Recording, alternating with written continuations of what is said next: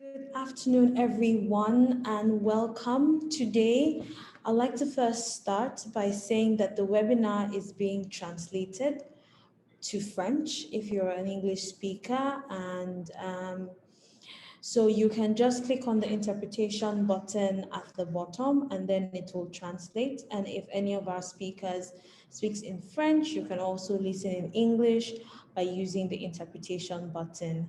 So good afternoon and welcome everyone to the Youth at Work webinar series, which is a series of 6 webinars to promote evidence-based policy making, knowledge sharing, and good practices on youth employment in Africa.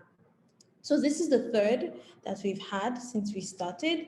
We had one 2 weeks ago, which was focused on the green economy, and then the second one last week, which was focused on youth employment in the rural economy. And this week, we're going to be discussing a particularly interesting topic, which is youth at work, focusing on conflict and crisis. So each webinar has put forward one evidence synthesis paper commissioned by Include in the spotlight, and the evidence papers are the outcome of a partnership boosting decent employment for Africa's youth, consisting of Include's IDRC and the ILO under the aegis of the Global Initiative on Decent Jobs for Youth. So long and short is that we have had 2 very impactful and insightful webinars in the past 2 weeks discussing various aspects of youth employment, especially as regards Africa. And we're going to be having the third one today with a lineup of incredible speakers who I'm happy to be introducing today. So my name is Chiamaka. I'm the moderator of this session. And first of all, I will start with some housekeeping rules. So the first is that this webinar is being recorded, and part of the recording will be used on Include social media and website. If you would like to speak during the times allocated for speaking, please raise your hand and you'll be unmuted so you can speak. Finally, please leave your questions in the Q&A section and comments in the chat, and we'll collect them and address them in the time allocated to clarification, questions, and discussions. Once again, this webinar is being translated into French, so you can click on the interpretation button to have it translated. And if they're speaking in English, you can also, if they're speaking in French, you can also have it translated to English. So without much further ado, I would like to now introduce the first group of speakers who will be talking to us today. So the first speaker is Verena Richardier.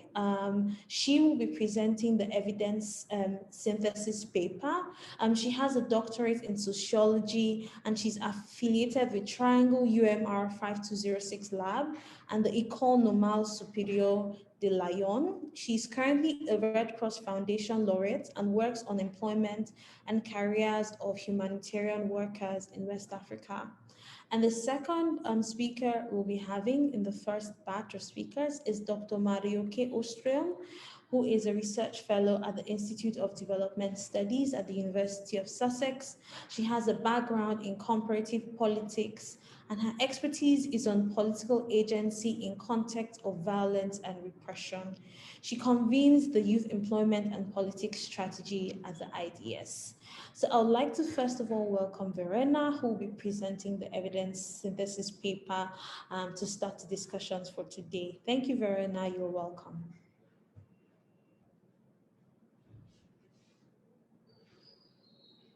Bonjour. Vous m'entendez? Est-ce que c'est possible de partager le PowerPoint, s'il vous plaît?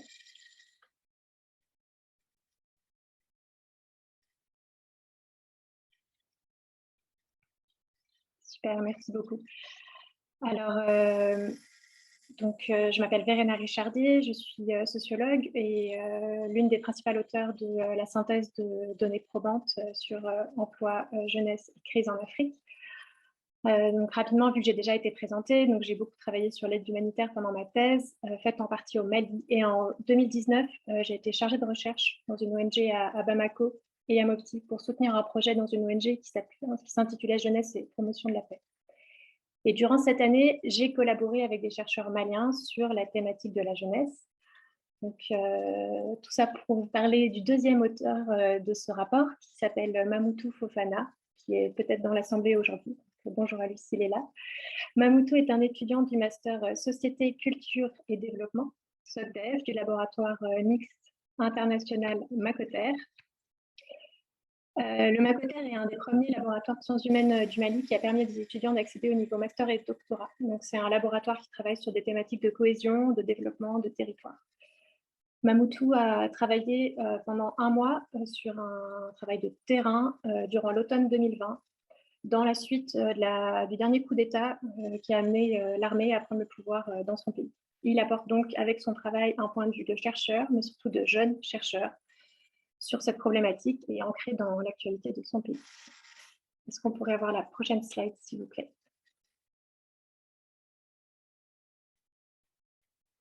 Merci. Alors, c'est deux photos que j'aime beaucoup parce qu'elles sous-entendent, elles explicitent aussi beaucoup de sous-entendus à leur manière qu'il y a derrière la question qui est posée aujourd'hui, donc comment favoriser un emploi décent des jeunes en situation de crise et de conflit. Car c'est une question qui très souvent sous-entend l'hypothèse que jeunes conflits et manque d'emploi sont des choses qui sont liées, voire causes conséquentes. Or, ce n'est pas toujours le cas. Loin de là, et on le verra également plus tard. Et dans ce travail, ce qu'on a souhaité faire, c'est inverser aussi cette manière de penser pour plutôt réfléchir à la résilience des jeunes et la manière dont les politiques et les projets pouvaient appuyer leur stratégie déjà existante. La prochaine slide, s'il vous plaît. Merci beaucoup. Alors, deux questions principales. La première, évidemment, comment les crises et les conflits affectent-ils les différentes catégories de jeunes, avec un message clé qui a déjà été dit lors des précédents webinaires. La jeunesse n'est pas une catégorie uniforme et l'âge n'est pas la seule variable à prendre en compte, même si elle compte massivement. En effet, les chiffres montrent que structurellement, l'emploi est plus difficile pour les jeunes. Alors évidemment, en Afrique, l'emploi est un enjeu pour tout le monde, mais on peut souligner que 60% de la population a moins de 24 ans et que parmi ces jeunes, plus de 96% travaillent dans un secteur informel. À nouveau, c'est le cas de beaucoup de travailleurs. Cependant, au niveau mondial, les jeunes ont aussi 2 fois plus de chances d'être des travailleurs pauvres. En plus de l'âge, les jeunes ne sont pas égaux. Donc, certains jeunes sont des femmes, certains sont des hommes, certains n'ont jamais pu aller à l'école, d'autres sont des travailleurs diplômés, certains vivent dans des pays en conflit, d'autres dans des pays en paix. Alors oui, les crises affectent tout le monde, mais elles peuvent toucher plus particulièrement les jeunes et à nouveau plus particulièrement les jeunes les plus vulnérables. Alors si l'exercice de cette synthèse consistait à prendre de la hauteur pour avoir une vue d'ensemble, une fois que c'est fait, il est nécessaire d'adapter l'analyse évidemment à la pluralité des situations. Donc deuxième message très important de la synthèse, c'est que les crises sont plurielles et entrelacées. Donc les crises ne viennent jamais seules. Elles sont souvent le résultat et la conséquence d'enjeux pluriels, qui sont aussi souvent humains, même dans le cas des catastrophes naturelles. Cependant, pour mener l'analyse, j'ai choisi d'isoler des caractéristiques de ces crises en distinguant d'une part les crises longues, que sont la pauvreté structurelle, les conflits. Ouais.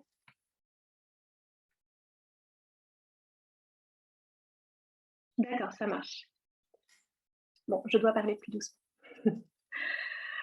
Alors, je disais que dans l'analyse, on isole 2 types de crises, que sont les crises longues, avec pauvreté structurelle, conflits, guerre civile de longue durée et la détérioration environnementale. Et à côté, différents chocs que seraient épidémies, catastrophes dites naturelles, crises économiques et politiques. En fait, évidemment que ces distinctions sont en partie artificielles, car les crises s'alimentent entre elles et les effets d'une crise brutale peuvent perdurer sous la forme d'une crise longue. Mais les distinguer peut être utile lorsqu'on met en lien les caractéristiques de ces crises en relation avec les différentes catégories de jeunes. Les crises ne touchent pas toutes les catégories de jeunes de la même manière. Par exemple, une crise environnementale longue due à la chute de stocks de poissons au Sénégal, par exemple, touche les jeunes les moins scolarisés, souvent des jeunes migrants des terres intérieures.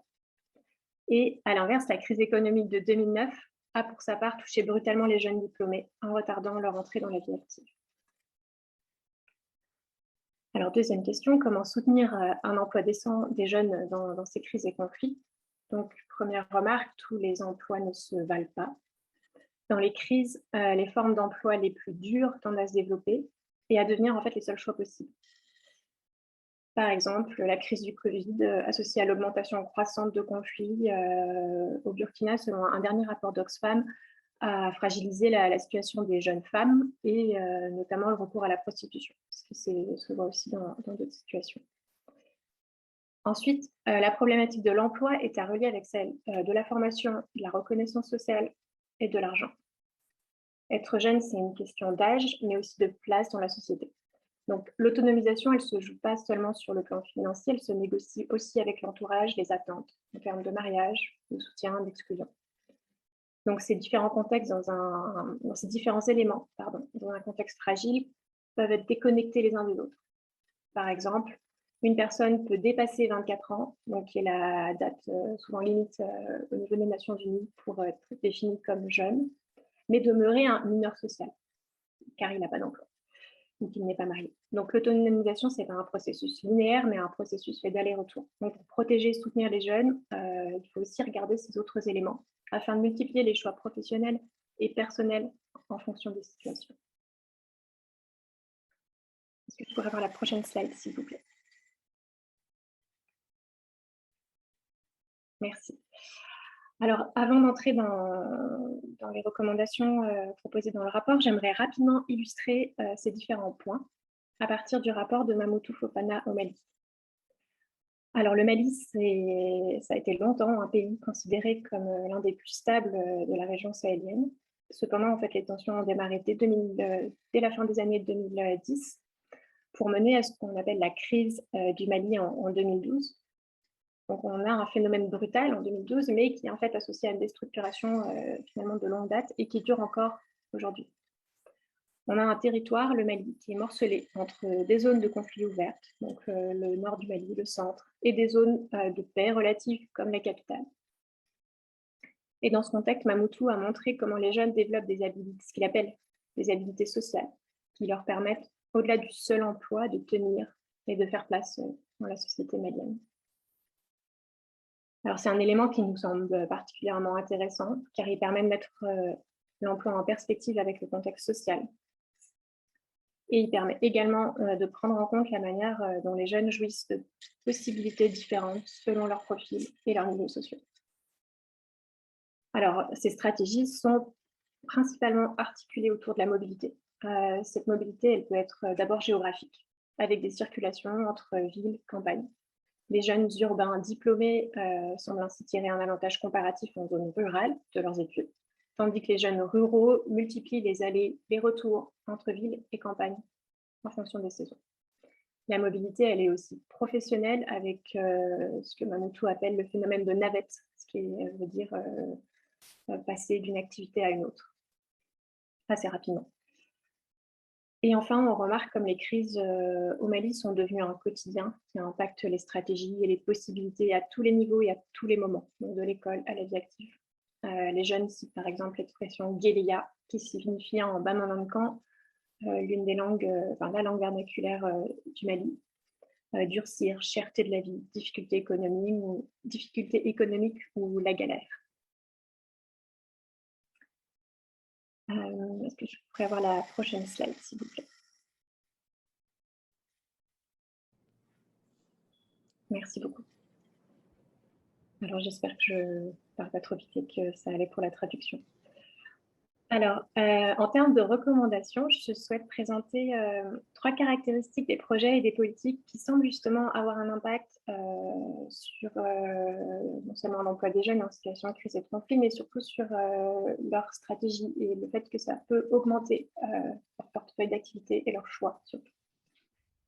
Alors, tout d'abord, compte tenu de l'imbrication entre les crises longues et les chocs, les politiques qui permettent d'agir vite sont évidemment celles qui existent avant un choc et qui peuvent être étendues en cas de besoin à différentes zones géographiques, à différentes populations, soit en montant, soit dans le temps, plus longtemps par exemple. Alors les filets sociaux sont un parfait exemple de ce type de politique. L'un des exemples du papier, c'est la Sierra Leone qui, en mai 2015, a déployé un programme national du filet de sécurité FFPO et qui, dans la suite, est touché par l'épidémie à virus Ebola, puis par une crise économique et différents événements climatiques, et qui donc a pu profiter de ce filet de sécurité pour toucher plus de personnes. Alors, deuxièmement, il est important d'agir de manière structurelle, donc soit en apportant des approches, des approches intégrées qui associent capital, soutien en formation, soutien psychologique, et qui mettent l'accent, selon les différentes situations, sur une composante plutôt qu'une autre, mais toujours en essayant de les tenir ensemble. Et dans cette même perspective, penser à l'inclusion des femmes, intégrer des composantes d'égalité femmes-hommes dès la conception de toutes les actions, évidemment, permet de limiter les biais. Enfin, le travail informel est le premier choix, ou plutôt le premier non-choix des jeunes les moins favorisés, mais aussi de leurs aînés. Appuyer ce secteur de manière prioritaire en apportant des options de régularisation, du soutien à l'épargne, permet apporte des solutions, tant dans les situations d'urgence qu'en vue d'une progressive amélioration dans le long terme. Merci beaucoup pour votre écoute. Je me réjouis de nos discussions sur ce sujet. Merci beaucoup pour la traduction également.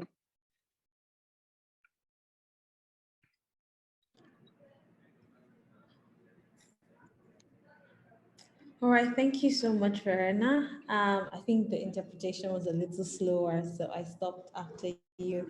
So thank you so much, and thank you for presenting the paper.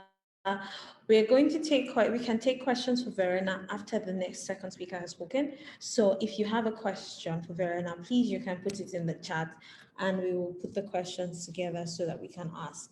I would now like to invite Marjoke to make her presentation.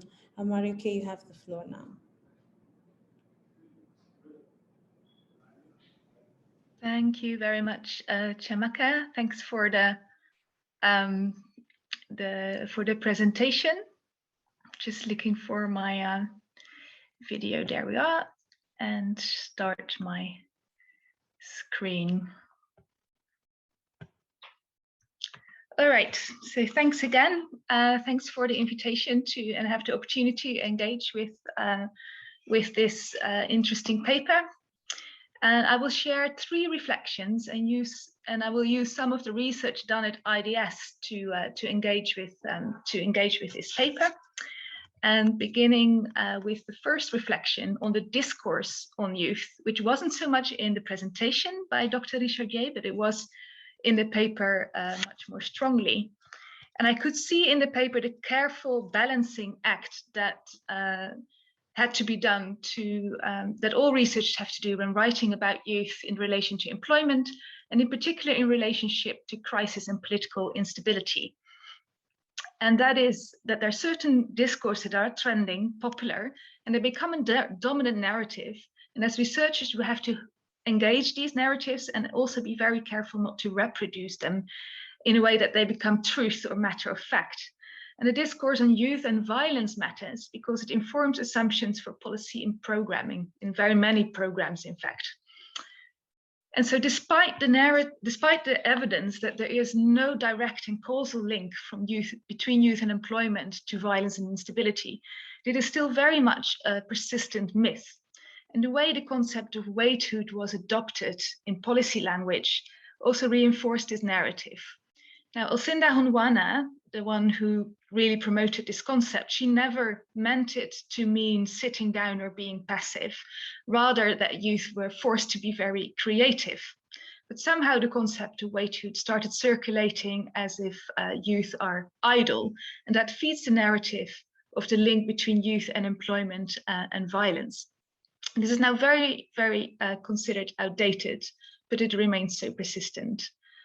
And so there's plenty of counter arguments. And I think the simplest, but also the strongest, is that the majority of young people who are underemployed or unemployed on the African continent are not engaging in crime or violence at all, but they're facing the same conditions as some of the young people who do join.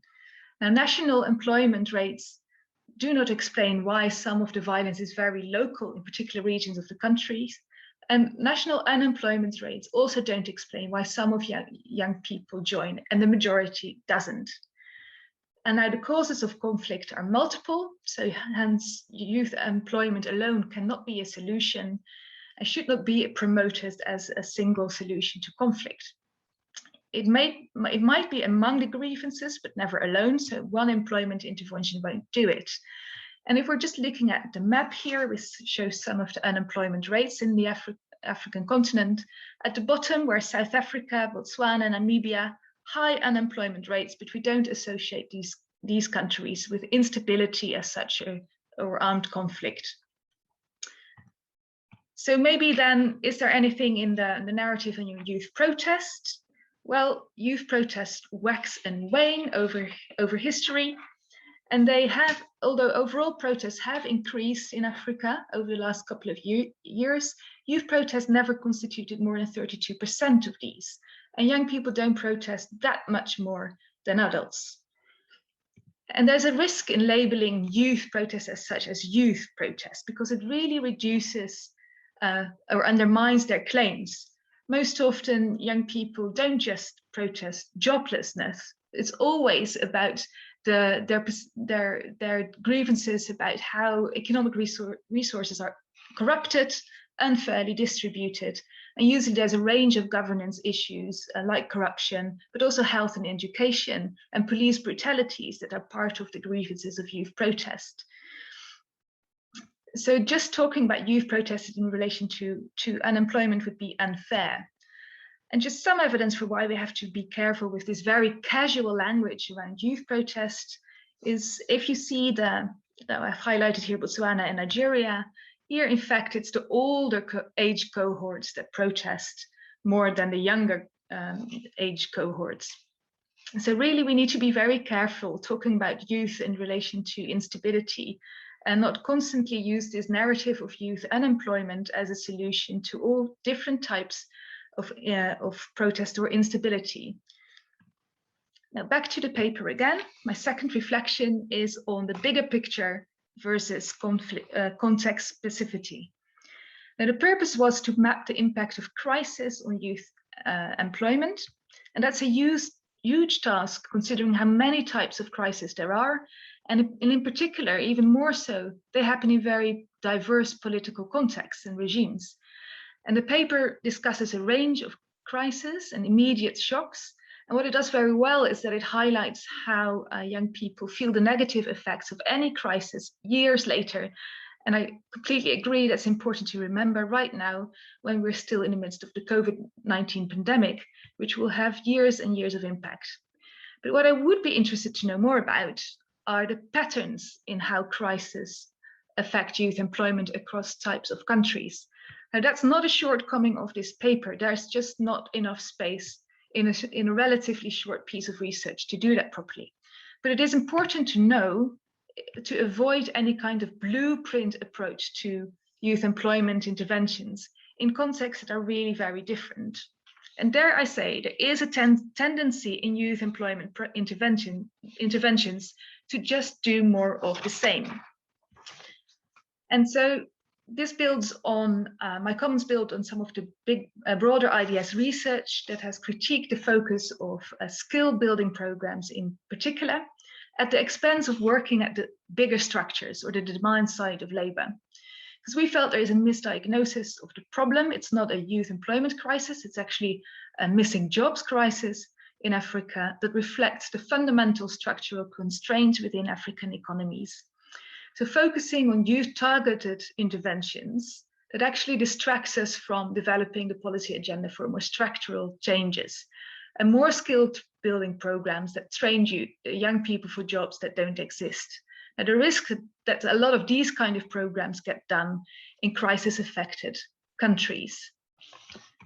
Now, if we want to take the debate further, then I think we need to distinguish the impact of crisis in terms of how they affect individual young men and women, and how they affect these broader systems and structures. And that is linked to the question of whether interventions need to target youth or these broader systems.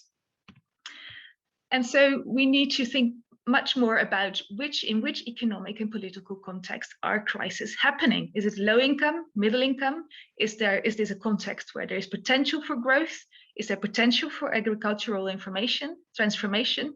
Or did the crisis happen in low income countries with weak functioning institutions? And that brings in the whole debate on fragility, on conflict sensitivity, and the conditions of fragility. Now, Dr. Richardier in a paper mentioned capital investment in social safety net a couple of times, and I'd really like to echo that this resonates with other studies, because in fragile and conflict-affected settings, low-income countries with weak institutions, there's very little certainty that investments pay off because there's less security of property. And in context of weak economy and weak institutions, then there's actually more evidence that capital injection and cash for work programs may be more appropriate. And entrepreneurship loans usually have too high interest rates, are not very flexible with repayments. So these are maybe less appropriate in these kind of contexts. And so I thought it would be useful. I'm not going to ask you to read all this, but I thought what would be really relevant is this paper and this table that Fox and Cahool did in the evidence of youth employment interventions, where they very clearly distinguish different types of countries in terms of whether they're high potential, low income, and middle income. And I think this is the kind of categorization that we need to think about how crises affect broader structures. And from there, you reason how they affect youth employment challenges. So what happens here in this table is that they think about first what are the inclusive growth challenges, and then reason what the youth employment challenges are from there. If we bring this in conversation with a debate on crisis, then we need to think through what, on the red arrow first, what is the impact of crisis on the broader economy? From there, need to work on the green arrow, so think through subsequently how the changes in the economy affect youth, and only then start thinking about the blue arrow, so how do we need to work on young people directly, and direct impact of crisis on young people. Now, if you think about this in like how organizations and donors are organized, there's usually very good capacity on the red arrow in the economic divisions. But the green arrow, that's when you need to bring in conflict experts and youth experts. And I think that's where we still need to make a lot of progress. If you do decide to work on youth funds, youth-focused interventions in these kind of settings, then don't forget, these can be political tools. And they can be used by political elites that are not very democratic to channel funds to their party cadres. That in turn can actually fuel youth grievances. So this brings in the whole debate on conflict sensitive working, and do proper conflict political risk analysis before you do implement youth interventions that have like youth employment funds attached to them in these kind of settings. My third and last observation is on the beauty of the case study. So I really appreciated the section on the Mali case study, the emphasis on the everyday life and how young people are just getting on with things because they have to. And it really foregrounds the agency of young people living in crisis. And it is through the qualitative research that I think we really find out about youth perspectives, their aspirations and gender dimensions of life in crisis. And we published this book earlier this year. This was a mixed method study that had quantitative and qualitative research. So I really wanted to just mention the case study of northern Uganda, where 12 years after the crisis, young people still face the lasting impact of armed conflict in northern Uganda as a region. So young people here in northern Uganda are still struggling. Their schooling was disrupted, family networks and other kind of support networks broke down. And overall, the economy is weak. This is not a growth area. There are few cash crops.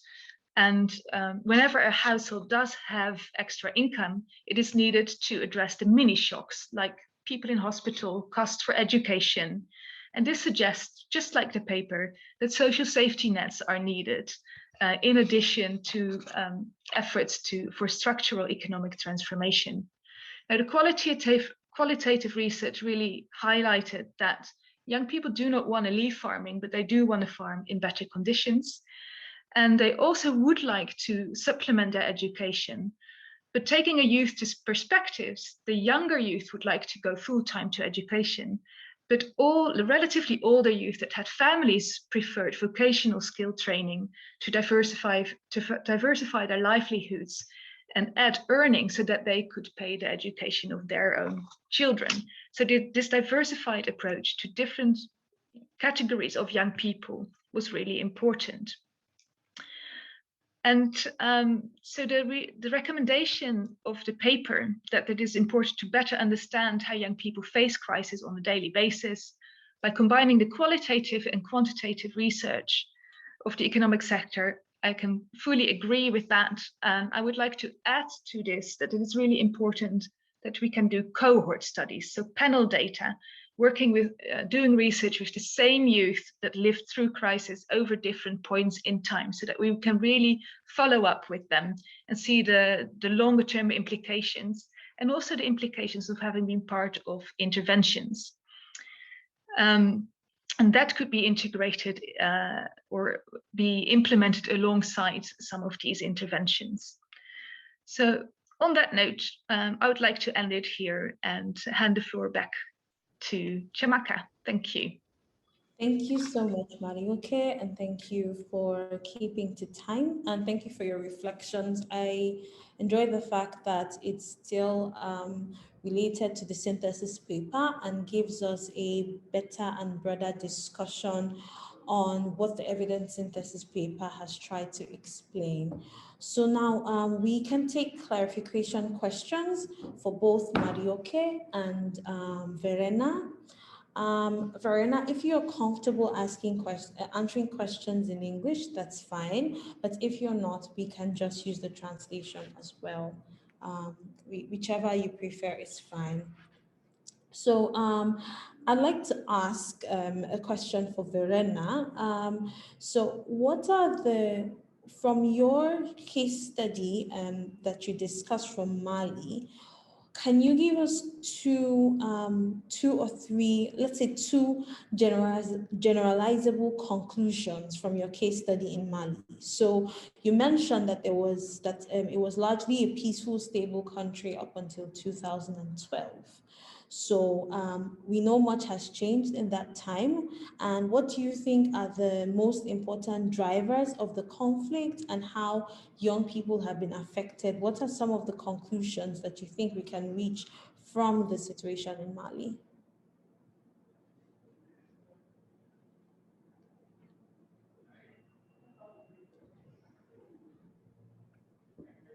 Thank you, Chiamaka, for these questions. I will try in English. And if it's too hard, then I will switch to French. Okay. Ça va aller? Ok. Ça marche. Bon, alors je vais répondre en français. Ça marche. Alors, ce qui est intéressant au Mali, c'est ce que j'ai expliqué dans ma présentation, c'est le fait que ce soit à la fois un pays en crise et à la fois un pays dans lequel il y a des poches de stabilité. Et c'est difficile, en fait, de définir un pays en crise ou un pays fragile en considérant uniquement les frontières nationales. La crise du Mali, c'est une crise régionale qui touche d'autres pays. Dans le sud du Mali, la situation, pour le moment, était beaucoup plus stable, et pareillement dans la capitale. Du coup, ça n'impacte pas tous les jeunes du Mali de la même manière. D'ailleurs, la plupart des projets ont surtout lieu au nord du Mali. Et s'il y a un point de conclusion générale que je pourrais tirer de ce cas, c'est la prise en compte de la mobilité. Donc le fait que les jeunes dans les zones de tension ne restent pas dans les zones de tension, ils vont circuler et ils ne circulent pas seulement dans les frontières d'un État, ils circulent aussi dans les autres pays. Et soutenir certaines formes de mobilité peut du coup aider à renforcer aussi certaines stratégies des jeunes, ce qui n'est pas toujours une politique qui est beaucoup mise en avant d'ailleurs. J'espère que j'ai répondu à la question. Yes, thank you very much. Thank you, Verena. All right, so I have a question for Marjoke, and this is from Jay Singh. I don't think I'm pronouncing the name right, but the question is from your research. What are some of the creative protest strategies that you think have been carried out by young people in Africa, especially as you mentioned that this is not necessarily a young people problem or a young African issue in Africa. So what are the creative protest strategies employed by African youth? So that's the question. Creative protest strategies? Yes. Yeah, great, thanks. I think it's, considering the demographic of Africa, with so many young people under the age of 35, even under the age of 40, many of the problems are not youth specific because there's so many in the population. So that's I think so labeling something as youth sometimes disregards it as this is actually in fact the majority of the population. And some of the creative protest strategies, I think young people were forced to, not just because not everyone in power is listening to them. It's also some of the more authoritarian leaders or the African governments were very much aware of especially large urban youth populations. After the Arab uprisings, also these governments started to be a bit wary of their youth populations, even though that narrative is not very evidence-based. But there is a strong tendency that in countries that have young youth bulges or large youth populations, the governments tend to be more preemptively repressive. So they will react more brutally very quickly whenever there is some kind of visual of protest. So what we've seen is like a big shift online, of course, to online forms of protest, but also songs and popular popular as ways of political expression, increasingly pan-endemic youth movements that are connecting to work together against gerontocracy. And we see young people standing for office in more places, but this is still, this is fighting the older generations in big parts of the continent. All right, thank you for that. So if you could just give us one line, based to build on that question, can you let us know what economic sectors you think are the most promising for employment in a country that is trying to rebuild after a conflict setting? What are some of the areas you think would be important to prioritize early on in the peace building and development process, especially for young people? I think my first step would be ask them.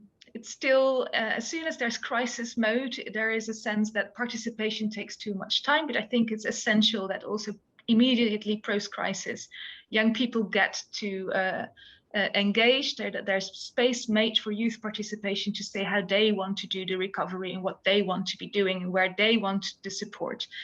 Otherwise, I think the African Development Bank has published very good reports on how agriculture is the sector where still many of the young people work.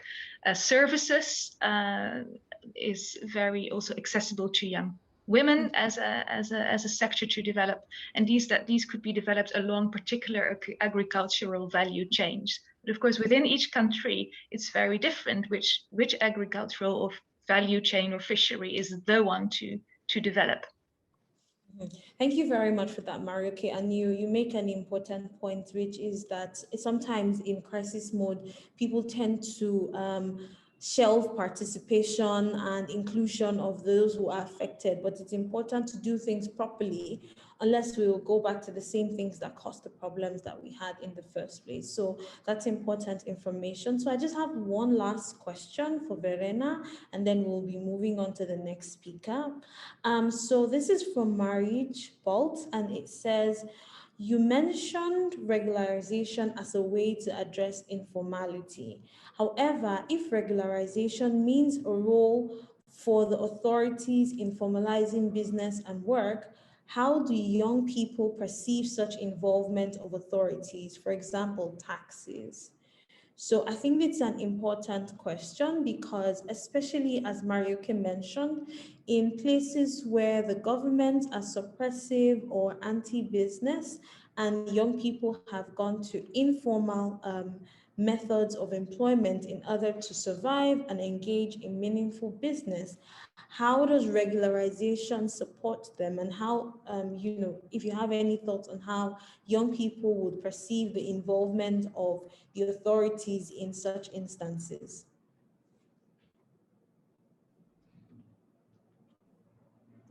Question. En réalité, la question du secteur informel demanderait une étude en soi. Parce que les réponses vont à nouveau dépendre profondément des contextes. Alors, ce que les jeunes vont penser de la présence des autorités dans leur business va dépendre de ce qui est proposé, évidemment. Quand on parle de taxes, on ne peut pas parler de taxes sans qu'il y ait derrière une forme de protection aussi. Donc, je donne un exemple au Sénégal, à Dakar, les places de marché sur les trottoirs sont soumises à une petite taxe, mais du coup qui assure aux propriétaires de cette place de pouvoir retourner au même endroit tous les jours.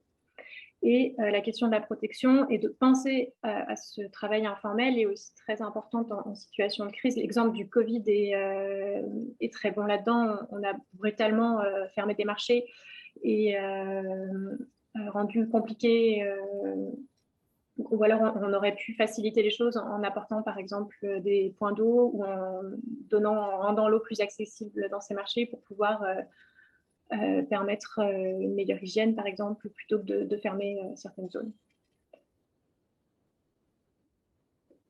Mais à nouveau, je pense que ça dépend profondément. Thank you so much. Yes, that's important information, and thank you for answering that, because it is important, because these are the nuances that we have to discuss if we're talking about regularization of the informal sector. There are different settings and different contexts which we can think about this. So thank you for the answer. I'll now be moving on to the next group of speakers, and I'll be reading out their bios. So the first speaker that we're going to be having is Rafiu Lawal. Rafiu is the founder and executive director of Building Blocks for Peace Foundation, and he's representing the UN Young Peacebuilders, and he's also the convener of the Nigeria Youth for Peace Initiative, a movement of young people advocating and promoting peace in Nigeria. And then we are going to be having a presentation from Quirine Timmerman. She's from the Dutch Ministry of Foreign Affairs, and she's a policy officer there. She has around 26 years of experience in several conflict and post-conflict countries, such as Rwanda, Mali, and Burundi. And then we have Khansa Alhag, who is a specialist in entrepreneurship in conflict settings. She's the acting director at the Global Entrepreneurship Network in Sudan and managing partner at 249 Startups. So the GEN is a platform of networks, programs, and initiatives aimed at creating one global entrepreneurial ecosystem. So the three of them will be making their presentations right now, and then we'll be starting with Rafiu Lawal, who will be giving us his reflections. Rafiu, you have the floor now.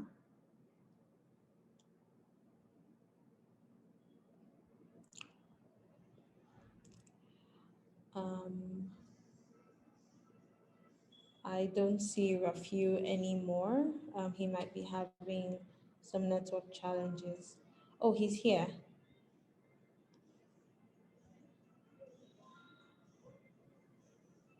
Great. Thanks, Chiamaka. Can you hear me? Yes, we can hear you now. Please go ahead. Sorry, I was muted. Thank you so much for the consideration again. And as you have rightly said, I'm Rafiu Lawal. I work for Building Blocks of Peace Foundation, a youth peace and security organization based in Nigeria.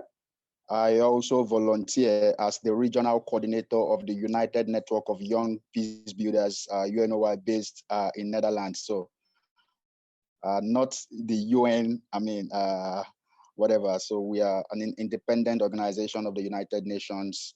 However, we work collaboratively with the various organs of the United Nations. I just wanted to point that out. So UNOY Peacebuilders is the global network of over 100 organizations working in about 50 countries of the world, majority of them in Africa. And UNOY work basically on capacity building and providing advocacy support for young peace builders across the world. And I'm going to be sharing some of the examples of the works done by some of our members, particularly in Africa. In Mali, for example, we have UNOY member in Mali, ADCAD, involving in advocacy and capacity building around decent work. We also have local youth corner Cameroon that has been involved in providing some kind of vocational training for young people who are currently in correctional centers across Cameroon. And one of the outcomes that we've seen from some of these interventions, particularly that of local youth corner Cameroon, has to do with, ensuring smooth reintegration of repentant offenders back into the society and ensuring that they can have, basic skills to put their life back on track.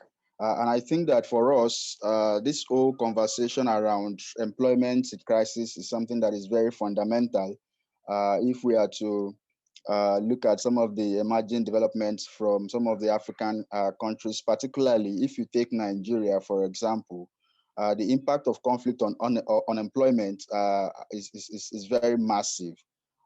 In Borno State, for example, where you've had over 10 years of extremism, which has resulted in deaths of thousands of people and destruction of property worth billions of naira. In such an atmosphere, businesses are closing up, and majority of those who are victims of this are young people. If you come to the southeastern part of Nigeria, for example, again, where you have agitations around secession, in recent times we have had destruction of national infrastructures, the declaration of sit at home as a means of demonstrating and protesting governments, current detention of one of the leaders of the secessionist groups. Businesses are closing up again, and young people are feeling the brunt of this action. For me, I think that I agree with the speaker when she talked about the fact that lack of employment itself cannot justify participation of young people in violence, and that decent work, to a larger extent, contributes strongly to the promotion of peace. I think that that's a very important point that we must continue to emphasize. Of a true majority of young people, especially in Africa, are currently suffering from the unemployment crisis.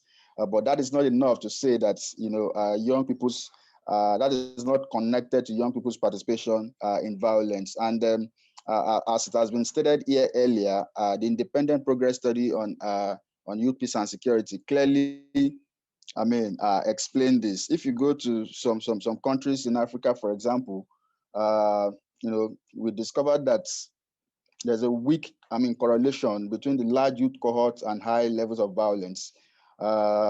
Countries like Benin, countries like Botswana, countries like Malawi and Zambia, even though they have, a proportional youthful population, but of course they also enjoy relative peace. And some of these countries also have, though economic growth is at a certain level, but of course we know that majority of young people in those countries are also unemployed.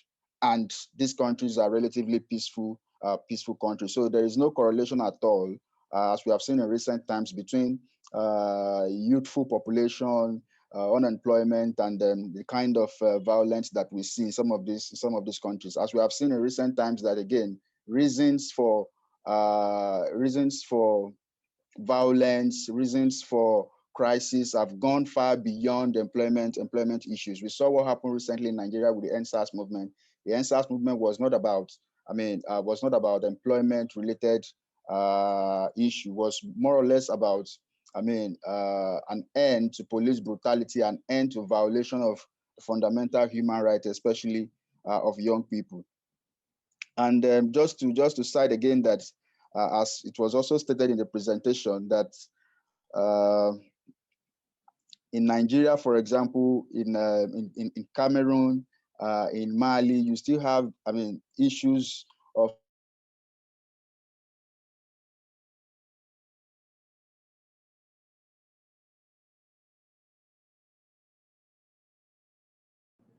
I think we have lost you, Rafiu. Can you still hear us?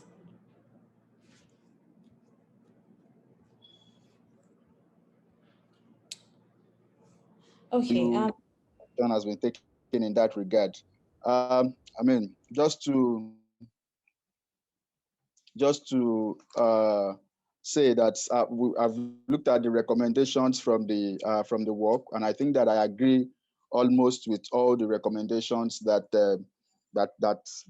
were pushed out. But what I just want to emphasize again, that as we have stated in the independent progress study, that what young people want is far beyond jobs. Even though we know that creation, employment is something that is very critical in the promotion of peace. But what we want, has to do with economic inclusion. What we want is political inclusion, social inclusion, and inclusion in all ramifications, and not just jobs. We have seen again that the system in Africa, quote and unquote, is a violent system, and that's because you have so many structural injustices leading to young people's participation in violence and criminality. And as we advocate for decent jobs, we should also begin to advocate for some kind of effort to address the overall structural issues that is currently facing the continent. So that's my submission for now. Thank you so much, Rafiu, and thank you. You made some really important points, and I'm glad even with the network challenges, we're still able to hear you. And something that I picked out from what you said is that there needs to be more than economic inclusion and provision of jobs. There needs to be political, social inclusion, and that there are many structural injustices that have gotten us to the point where we are at. It's not just going to be one which we provide jobs, it is one in which the structural injustices disproportionately affecting young people are addressed. So thank you very much for your submission. If you have any questions for Rafiu, you can just put them in the chat box and we'll take them at the end. I'd now like to move on to Quirine to make her presentation. Quirine, you have the floor now. Thank you, Chiamaka. Sorry, I don't have any slides because I would prefer to talk more about my own experience working for the Ministry of Foreign Affairs for the last 26 years. First of all, I work for the department that works on sustainable economic development in our partner countries. And I started just before the COVID situation took hold of the whole world. And during the time, the beginning of that COVID crisis, I was in a working group with also my new director. And at a certain point, I posed a question, what are we actually doing from our department with informal economy? And then there was a silence, because as it turns out, and I don't think we're the only ones, we only deal with formal structures in developing countries. Now, that means you forego a large part of the population, because in my experience, more than 60% of an economy in some of the countries where I've worked consists of informal economies. That's the first point.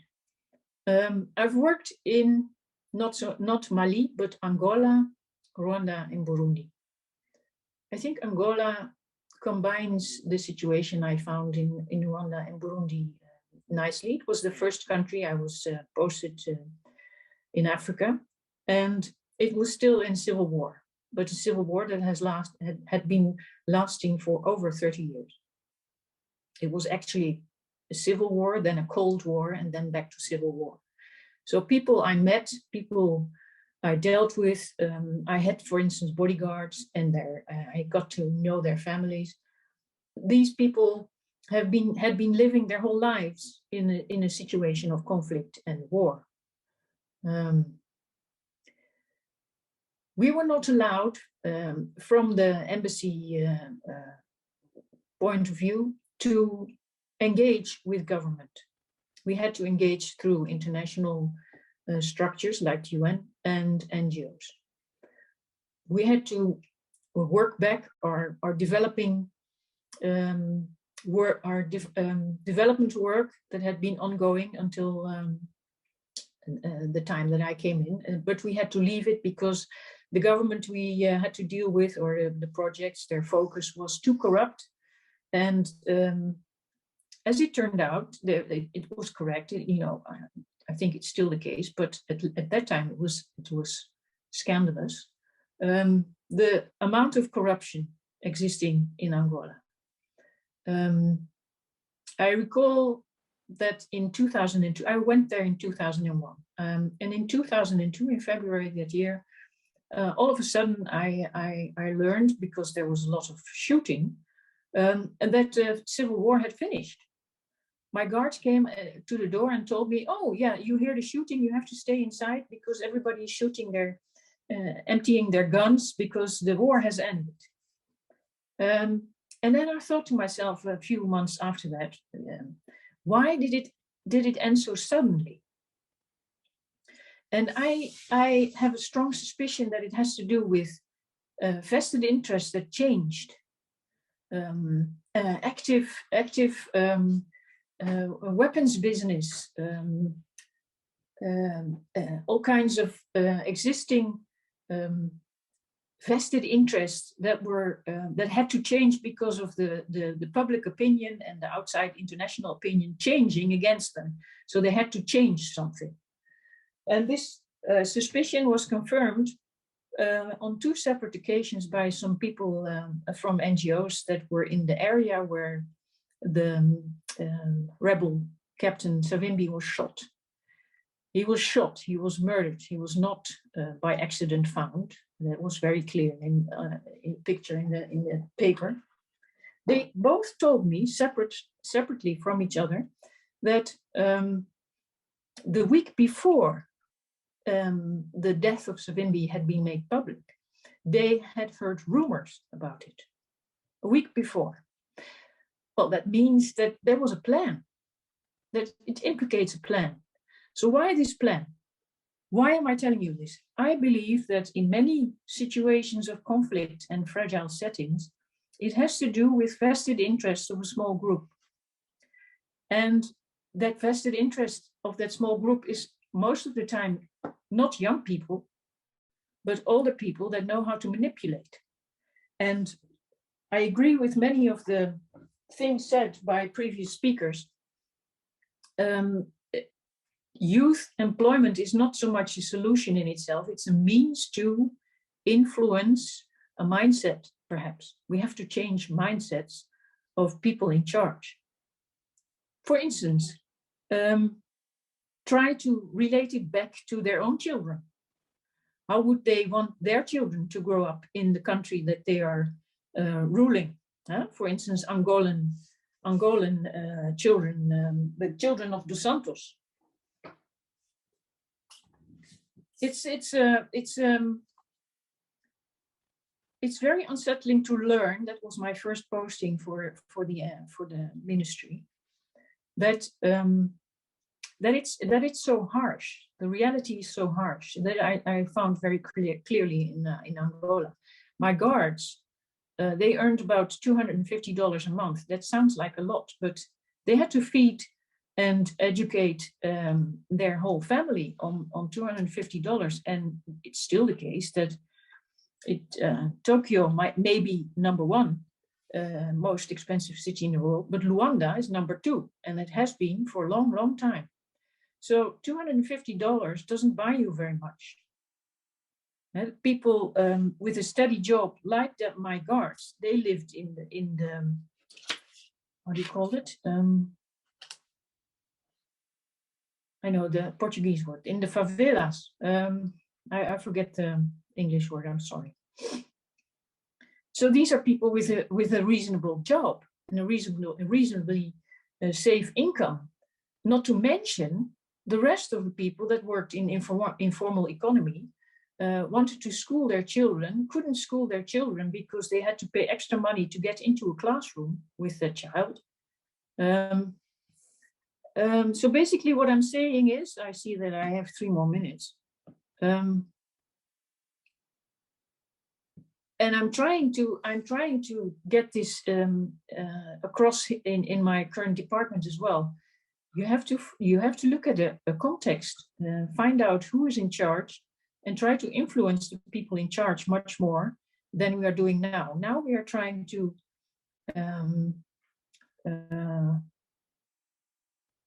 we are focusing on outcomes of a certain mindset in the country. Now I know. I can't be too explicit on this because I work for the Dutch government, and we do have to deal with the governments of the countries we work in, of course. But at the same time, I think there might be more room to maneuver in that field than we like to think.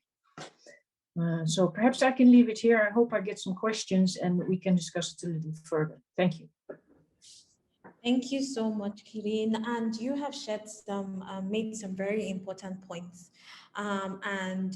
Your experience does lend credence to, the discussions from the beginning of the session, which are saying that while conflict is multifaceted and has links with youth unemployment, there are many other things, especially vested interest of small groups of people manipulating the situation for their own benefit. So those are things that will be important when we consider what are the steps to take to building youth employment and improving the livelihood of young people post and even during conflict. So thank you for that. Our last speaker for today is Khansa. She will be making her presentation now. You have 10 minutes, Khansa, and then afterwards we'll take questions for Rafiu, Quirine, and Khansa at the same time. You have the floor now. Do you hear me? Thank you so much. Thank you so much. I here present you a live example of the topic. So all what you mentioned, my colleagues mentioned, is typically what is happening now in Sudan. And I'm coming from the streets, where the young people fighting and calling for the civilian government in a country that has a long history of political instability and a complex situation, economic and political and social conflict throughout more than, I don't know, like years and years. So so the topic speaks very much to our life, in Sudan. And before I tell you who I am, I just also want to tell you that Sudan labor market is also highly informal and unregulated. And because of the conflict situation in Sudan, there is no functioning system facilitating the matching between the labor demand and the skills. And most of the working population finds their job opportunities through whether they're social network or traditionally along the shared ethnic identities or similar things. So the system is not inclusive at all in Sudan. It is estimated that more than 20% of the active population is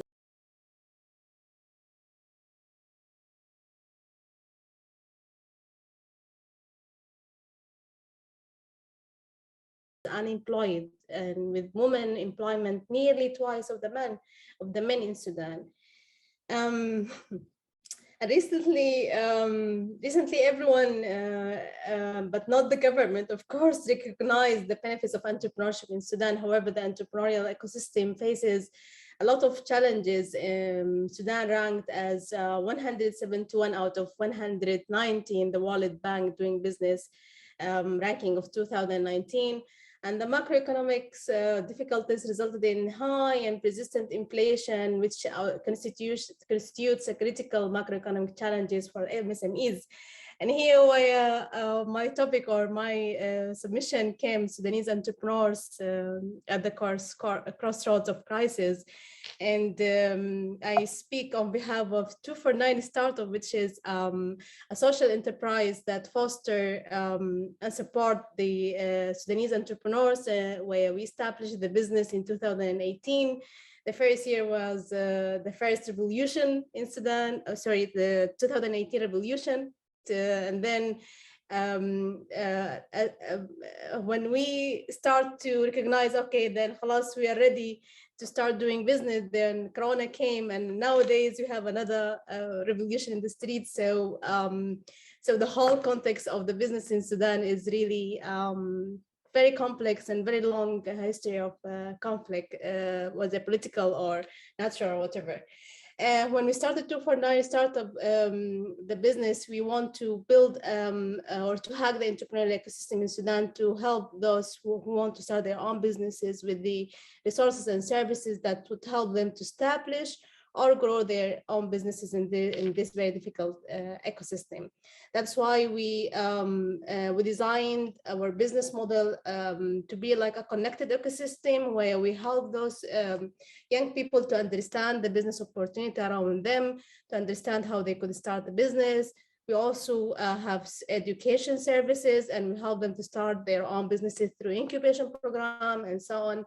And we help and support them to grow with acceleration programs, with investment and so on.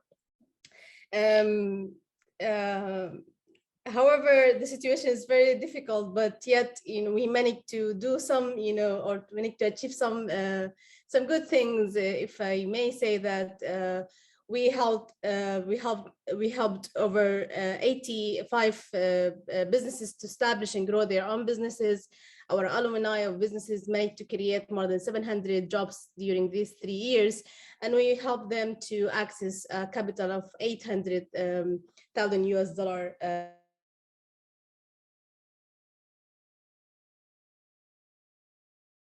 Those are some of the entrepreneurs, and you can see the rhino picture in the middle, because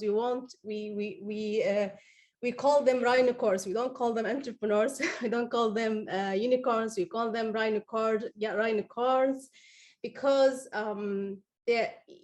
they are like the rhino. They are they're very strong. They're tough.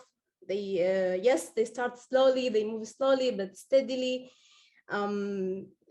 They don't budge if they challenge. They just go immediately into the fight.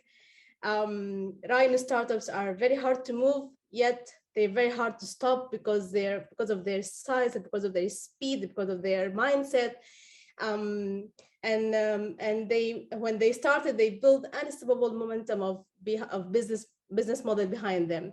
Their products are very needed in the market, and they're very good, and of course, very profitable. So that's why we call them rhinocorns. And because of all this, the rhinocorns and the upheaval times with this corona or revolution, they're very active citizens. They are in the streets among the demonstration, leading them, calling for their rights. They are very social driven, they are risk takers, and they are very social oriented, and they're very agile.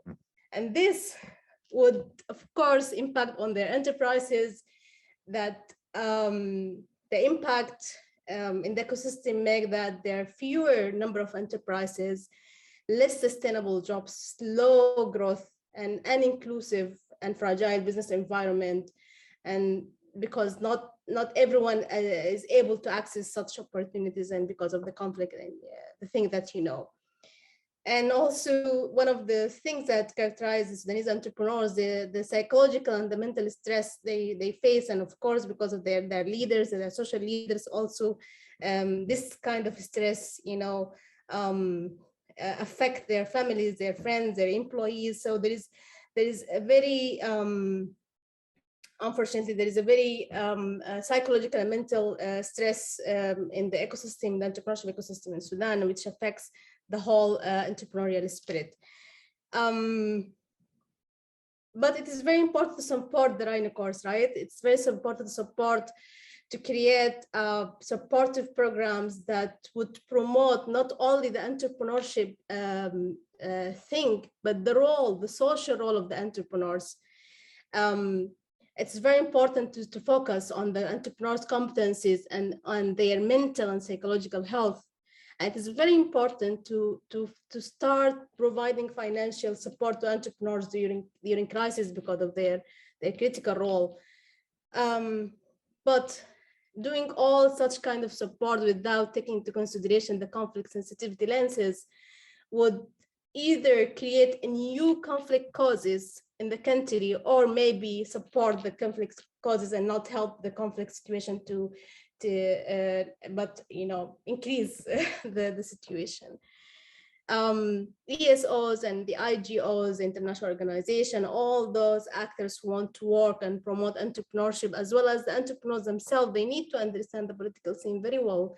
Otherwise, if they didn't, they might put themselves in a situation that would not help them or not help the enterprise, and might or even risk their lives.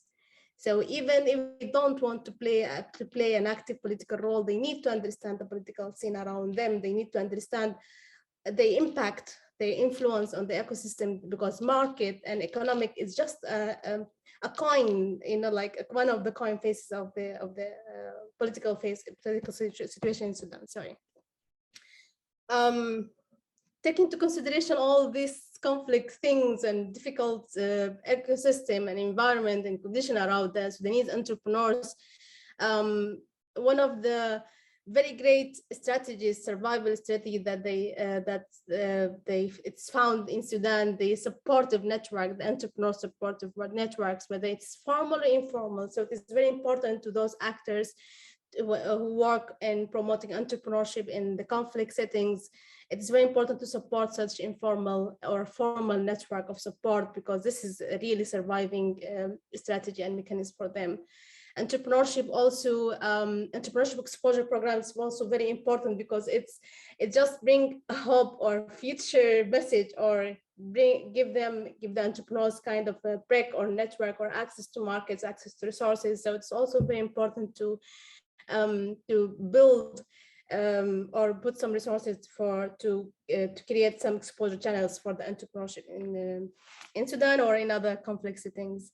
And I want to quote one of the colleagues' speech when they said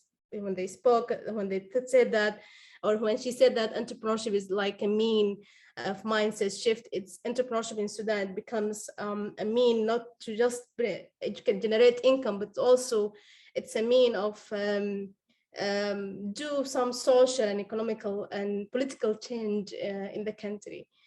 That's why I really promote entrepreneurship and entrepreneurs. That's why I really admire entrepreneurs in the conflict settings, because they are not there to just find a salary at the end of the month or to feed themselves or their families, but they are there to create a new hope, a new change in the ecosystem they feel they live. And that's all from my side. Thank you so much. And what's happening now in Sudan, so support us and keep us in your thoughts and your prayers, and just Google and go to social media and to learn about what's happening in the streets of Sudan, and how the spirit is really strong, even though the situation is not that easy. Thank you so much. Thank you so much, Khansa, and thank you for all your positive energy and enthusiasm, and to still present this.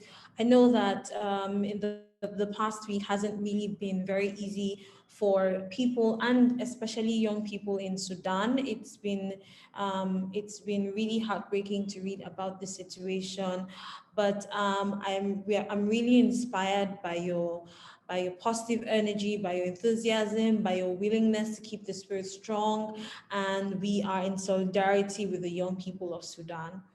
Thank you so much for your presentation. So I would like to take questions for our speakers. We have Rafiu, we have Quirine and Khansa, and then for Khansa, I have a question. from Marjoke, and the question is, what exactly are the political risks that young entrepreneurs need to be aware about, especially in your setting?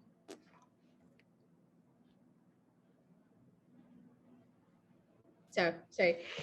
First of all, they need to understand or to be able to understand and analyze the political scene. The political actors and factors, competitors in the country, they also market actors, so they have businesses in the markets, and if they don't understand how it's being played in the market, is gonna be there might be some clashes. You might, as an entrepreneur, you might support one of the businesses of those bad guys, and you need to understand what to do and what not to do, and you need to understand your limits, and you need to understand how to play it safe. So political scene in the country is not at all separated from the economical and the market situation. So that's how I want to cut it. It's very important to understand the political scene around the market that you are active in.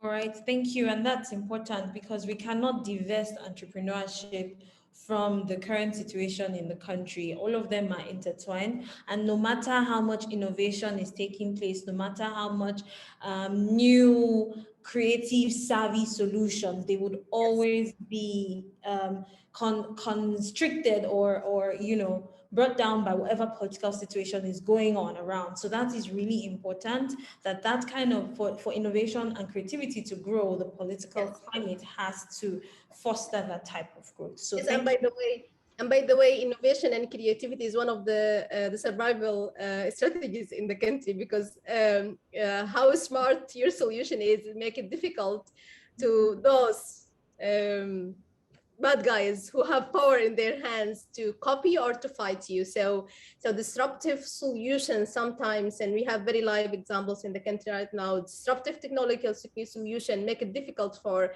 everyone who has power to fight you or to copy you or to try to destroy the market that you work in. So innovation is very important as well to promote and to support.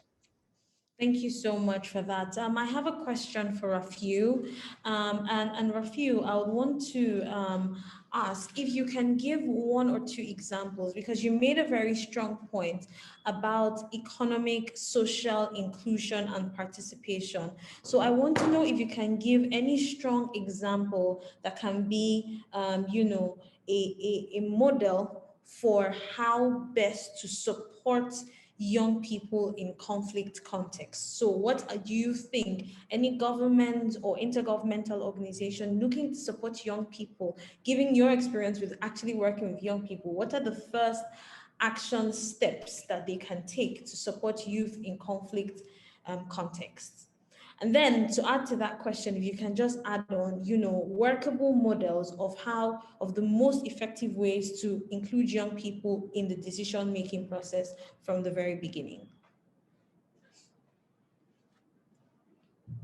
Okay, thank you so much, Chiamaka. I'm sure you can hear me.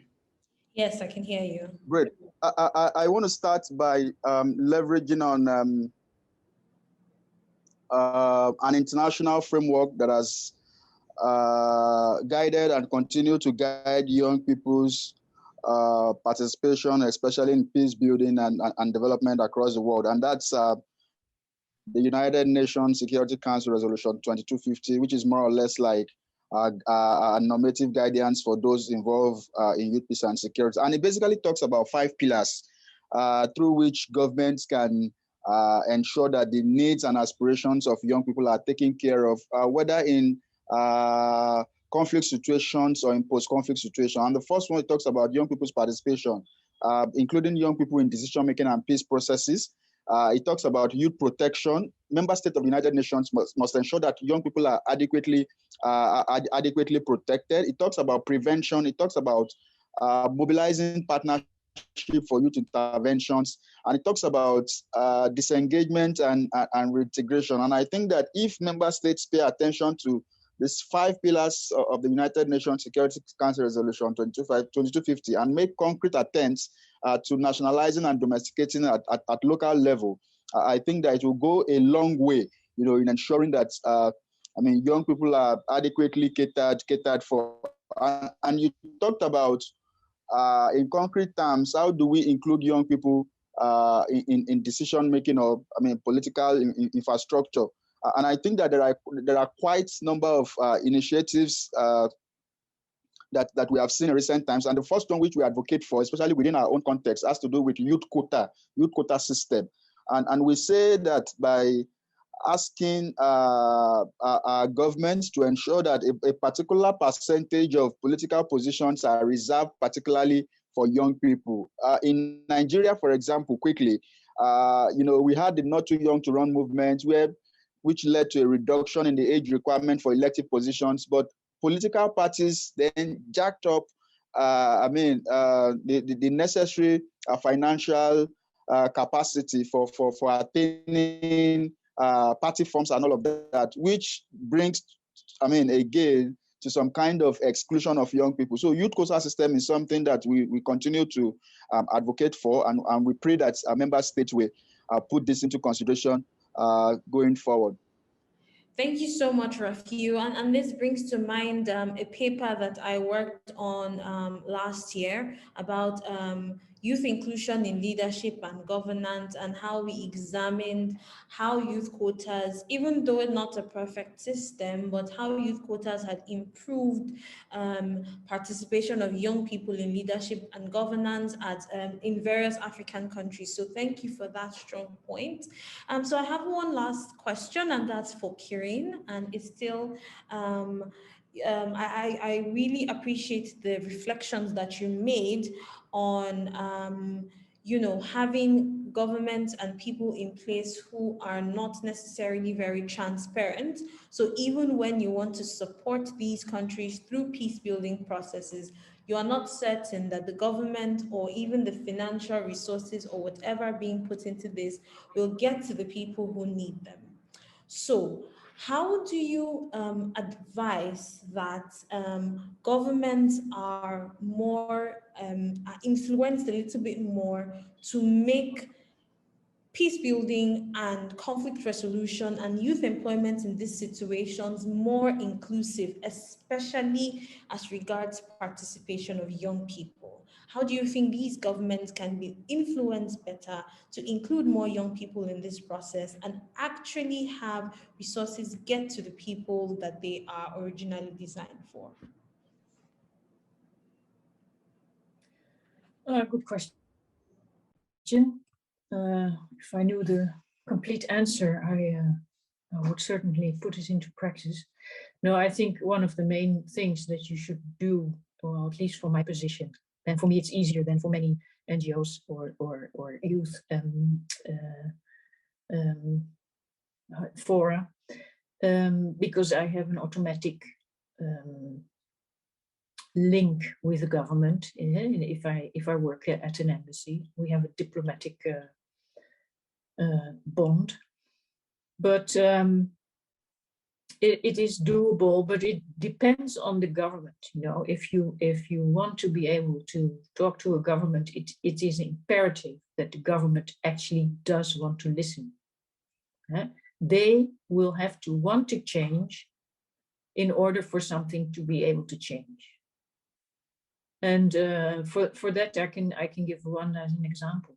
The Rwandese culture is very strong and very hierarchical, has been for centuries. Was a very big, strong and forceful kingdom for several centuries. And you can still see it. That's their culture.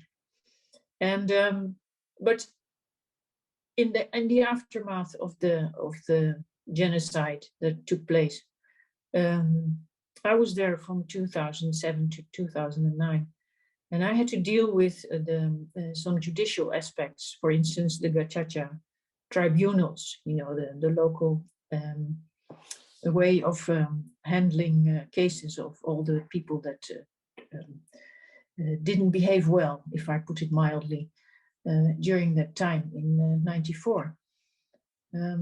It's very risky enterprise for a bilateral government to enter into, because here in the Netherlands you have a very critical parliament that looks over your shoulder and makes sure that you don't do anything that's against the Dutch idea.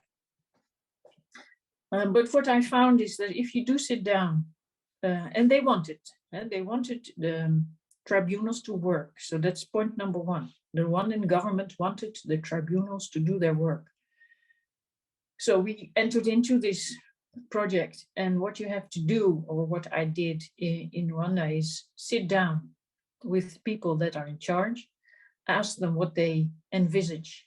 So you have to really work at a personal level to establish contact before you can be critical. And I have been critical. I've asked the Minister of Justice why he accepted American assistance if he didn't like the criteria underlying the assistance. And he told me, well, it's so much money, I have to do something. So then we went, okay, that's a given. Huh? They needed the funds. And then we went into a discussion on how we could use the money, but still satisfy the Americans, but also the minister. And that works. So it's a long process. But if you have a willing government, then you can get somewhere. All right, thank you so much. And that's important because it shows that as young people and as, citizens of whatever country and people involved in development processes, it now is imperative that we support political processes that make sure that we have leaders who will have political will for sustainable development. So we cannot divest entrepreneurship, youth employment, peace building, and conflict resolution from supporting very strong institutions and political participation. Thank you so much. I have learned a lot today. I wish we could stay even longer, but unfortunately, all good things have to come to an end. I would just like our first two speakers, since we've heard a little bit more from the last three speakers, our first two speakers, Verena, we'll start with Verena and then Marjoke, to give us one take-home point from today, one last take-home point. Take home from maybe what someone else said or what, something else you want to add, but just one point that you're going to take home from this conversation today. So I'll start with Verena. Oui, vous m'entendez, c'est bon. Alors, moi, j'aimerais reprendre ce qu'a dit Rafi, que je trouvais très important à la fin de son discours, que les jeunes veulent dépasser l'emploi. Donc, on parle d'inclusion sociale, d'inclusion économique. Et cela va dépendre aussi des différents jeunes. Voilà, j'ai essayé de faire court. Thank you. Thank you. I appreciate that. So, Marjoke? Thanks, Chiamaka. I think you ended on the links between employment, peace building, and participation. I think this came through from Rafiu, from Khansa, and the linkages between different types of crisis as well. But in reality, we see a real imbalance in funding for youth employment and not participation, governance, and justice kind of issues. I think participation runs through all different kind of sectors. Yeah. So I would hope there would be a way forward in rebalancing where all the money goes and take employment as serious, or I should say the other way around, take youth employment as serious as participation and security. Mm-hmm. Thank you so much for those take-home messages, Verena and Marjoke. We have now come to the end of today's webinar. Thank you to all our speakers who gave us some interesting and impactful insights from today. I personally learned a lot. This series continues next week, where we're going to be having sort of a continuation of today's conversation on policies and government actions. So that will be next week, same time at 3:30 p.m. on Tuesday, 9th of November. And I do hope to see all of you there. Until then, have a very good evening and bye-bye.